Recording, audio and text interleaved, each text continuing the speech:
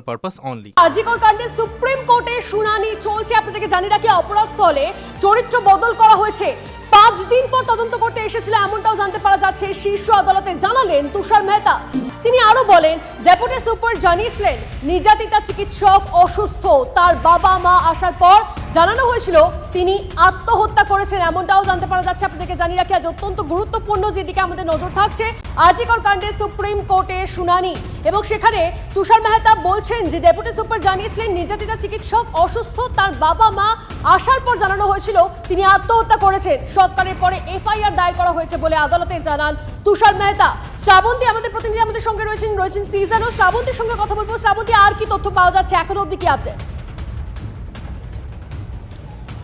দেখো, একের পর এক বিস্ফোরক তথ্য যেভাবে তুষার মেহতা বলছেন, তিনি বর্ণনা করেছেন যে প্রথমে নির্যাতিতার যখন মৃত্যু হয়েছিল তখন তার বাবা মাকে শুধুমাত্র বলা হয় যে তিনি অসুস্থতা বোধ করছেন, এবং তার পরবর্তী সময় বলা হয় এবং ডেপুটি সুপার বলেন যে তিনি আত্মহত্যা করেছেন। কেন এই কথাটা বলা হলো? একই সঙ্গে তার দাবি যে যখন বাবা মায়েরা সেখানে পৌঁছন সেই সময় তার জুনিয়র, প্রথমে তো তাদের দেখতেই দেওয়া হচ্ছিল না, একমাত্র তার জুনিয়র কলিগরা তারা এগিয়ে আসেন এবং তারা বলেন যে ঘটনা কি হয়েছে আমরা ভিডিওগ্রাফি করতে চাই। তুষার মেহতা প্রশ্ন তুলেছেন যে তাহলে চিকিৎসকরা কোথাও গিয়ে আন্দাজ করেছিলেন যা কিছু হচ্ছে আর্জি করে সেটা কোথাও গিয়ে কভার আপ করার চেষ্টা করা হচ্ছে, একটা চাপা দেওয়ার চেষ্টা করা হচ্ছিল, এবং সেই জন্য তারা ভিডিওগ্রাফি করতে চান। সেখান থেকে একে একে তুলে ধরা হয় যে ঠিক কোন সময় মৃত্যু এবং কোন সময় এফআইআর দায়ের করা হয়েছে। ভোরে যখন মৃত্যু হয়েছে দেখা যাচ্ছে রাত্রি 11:45 বাবা গিয়ে এফআইআর করছেন। যদিও রাজ্য সরকারের পক্ষ থেকে আইনজীবী কপিল সিব্বাল তিনি বলেন যে টাইম লাইন একটা বেঁধে দেওয়া হয়েছে। প্রধান বিচারপতি জানতে চান যে এই টাইম লাইনটা তারা কোথা থেকে পেয়েছেন, কিভাবে ম্যাচ করেছেন।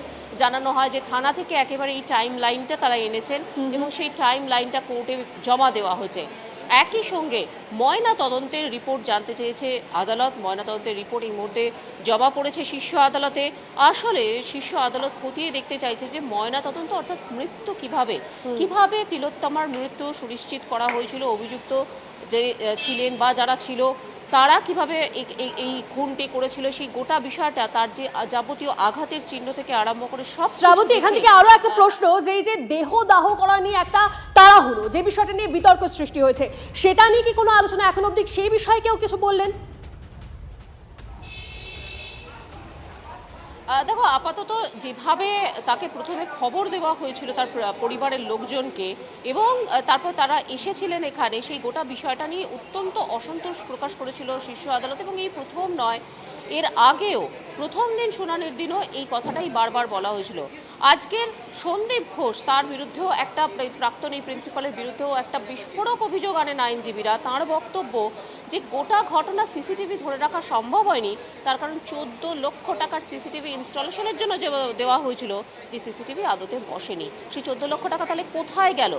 আদতে যদি সিসিটিভি বসতো তাহলে হয়তো এই ধরনের একটা ঘটনা ঘটতই না হাসপাতাল চত্বরে। আপাতত শুনানি চলছে।